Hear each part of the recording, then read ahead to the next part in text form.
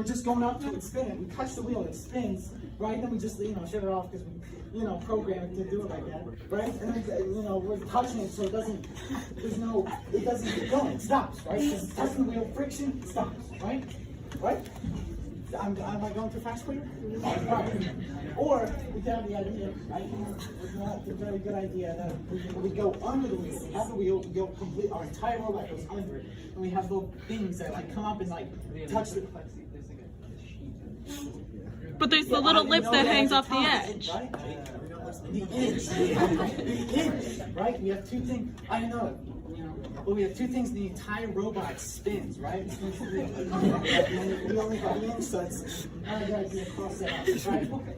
Or between the two. Yeah, I think that's the idea. All right. Hangers. How are we going to hang? Oh, and the shorter the robot, the harder it is to reach the wheel. We also have this diagram, wonderful diagram by Rio, right? Amazing, bro. Look at his hand right. All right, so this is the control panel, right? This is the robot. We have 4 wheels, 2, I don't know, who cares? Right, all right. So we have a wheel spinning. We have an air cylinder behind it. I don't know what the air cylinder does. I've only been here, I haven't done here yet, right? I don't know what an air cylinder does, but I guess it's important, right? So we could either have the mechanism wheel, it folds up and outside of the the boundaries of the robot, because I know you can't have the robot be like 20 feet long, right?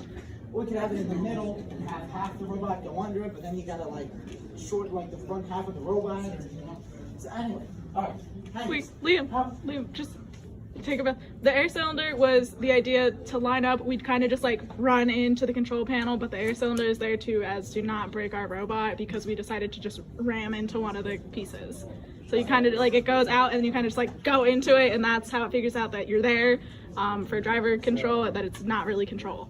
If this is a side view of the control panel, we have a side where that's spinning. No. We need this for the hanger talk right now.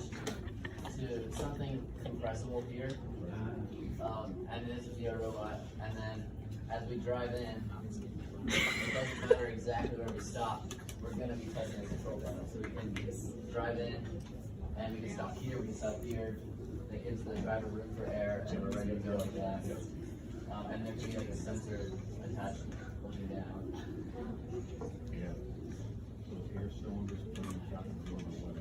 Yeah, so maybe certain screens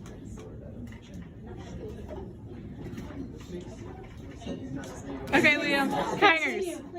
All right, chapter 2, right? How are we going to get on the generator thing, the big triangle hook thing? How are we, no, it's a hanger, because we hang on it. No, we're the hanger thing. And we do a hook, right? We just have a hook. We reach the hook up, and we do a pull-up with the robot, right? Hook, wonderful hook there. Or we have a carabiner, like the Power Up Summer Bot over the summer last year, I don't know, this year or something. They designed. I wasn't there. They had a carabiner that would normally the tension would make it snap together, but they had a thing going in the middle, so when it they shot it up. So when it shot up, it would knock the thing out, and the thing would clamp on it, and then they would clamp on the bar, right? So that's one way of doing it, right? Or we have 2 hooks, right? What's better than 1 hook? 2 hooks. What's better than that? Probably 3 hooks. I don't know. 2 hooks. We hook 2 hooks up, right? And then we were thinking the 3D build people, they had wheels on their hooks, so if they were oh, we messed up, we don't have to drop down, they could just slide because the wheels, they had motors, and the diagram right there, right here, here's the bar, this is one of the hooks, and there's 4 wheels, and we can just roll if we need to adjust, right? If it's it needs to be balanced, right? We also figured out that if you have 1 hook, and because the thing is so big, if you hook less than 8 inches off from the center of it, it's still going to be balanced because it doesn't affect it.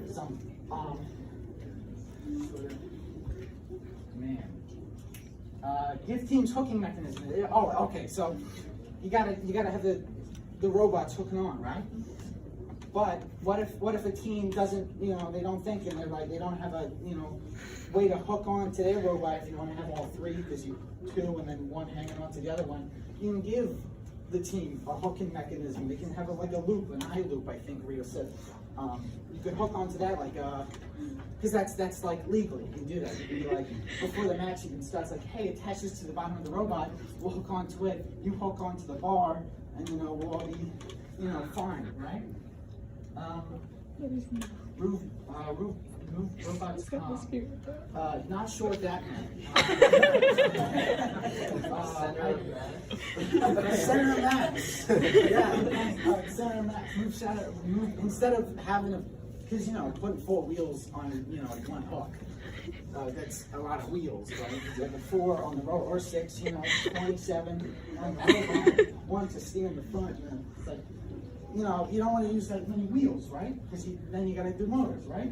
So you just, instead of you just move the robot's center of mass, right? So, then the hook, it stays in the same place and, it evens out.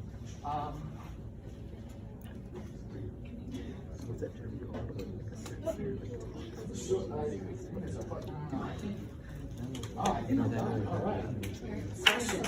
right.